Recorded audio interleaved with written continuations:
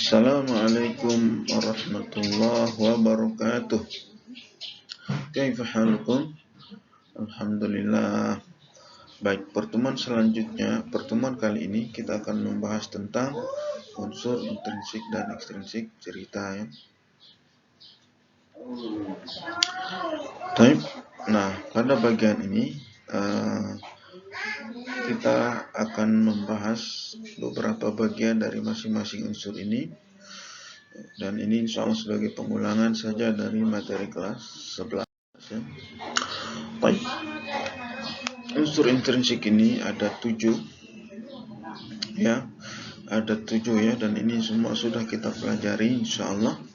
Tema itu apa? Dasar cerita tokoh, orang yang terlibat dalam cerita, kemudian penokohannya, karakter ceritanya, karakter tokohnya, sudut pandang, ini cara pengarang mengungkapkan dirinya atau orang lain, kemudian latar tempat, latar waktu, latar suasana. Kemudian yang selanjutnya ada alur ini jalan ceritanya. Ya, dari cara kaidah menentukan alur ini ada 4 ya. Nanti kita bahas insyaallah.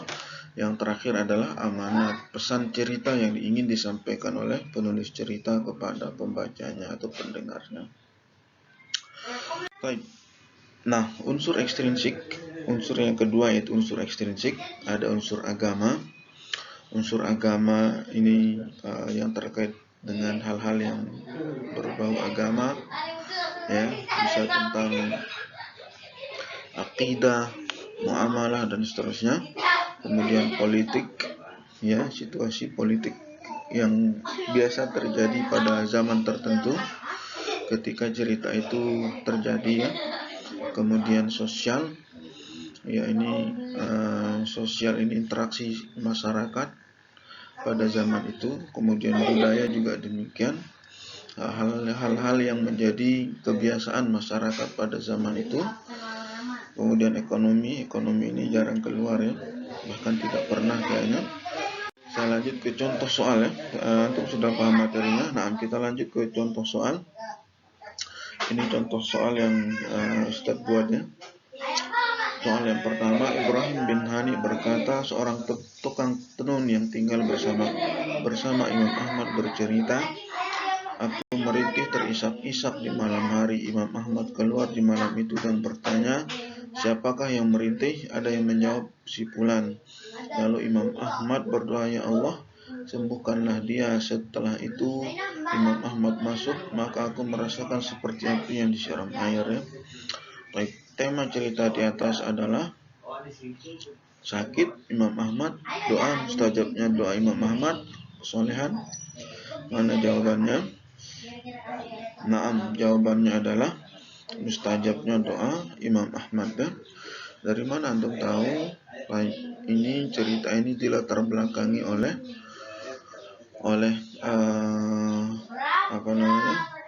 murid Imam Ahmad yang menceritakan, Masya Allah, bagaimana mustajabnya doa Imam Ahmad ya. Baik, saya lanjut ke cerita nomor 2.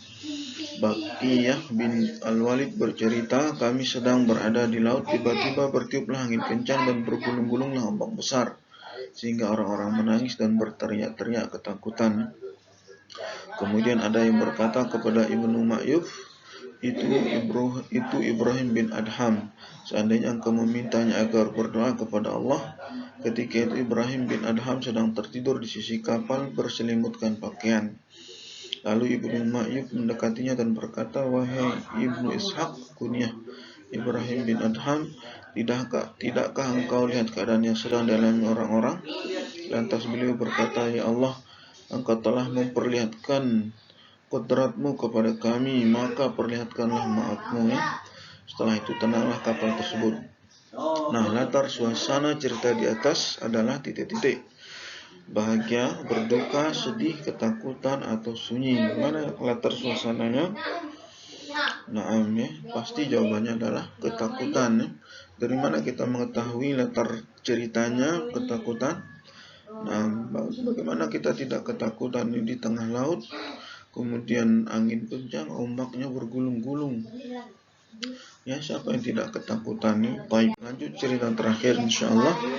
Al-Hasan bin Al-Ja'far bercerita, pada suatu hari gubernur lewat sehingga mereka berteriak-teriak, "Beri jalan." Maka menyingkirlah orang-orang dan tinggal orang tua bangka yang tak sanggup berjalan. Kemudian datanglah salah seorang petugas keamanan memukulnya dengan sekali cambuk. Lalu Habib Abu Muhammad berkata, "Ya Allah, potonglah tangannya." 3 hari kemudian orang tersebut ditangkap karena kasus pencurian sehingga tangannya pun dipotongnya.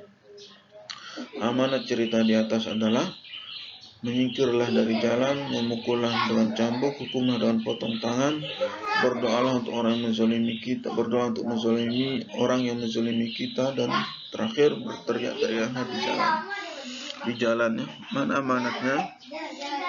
Amanatnya adalah berdoa untuk orang yang menzalimi kita, ya. Tentu memaafkan jauh lebih baik, ya. Baik, bagus ya. Nah, Ustaz cukup sampai di sini. Mudah-mudahan sudah jelas.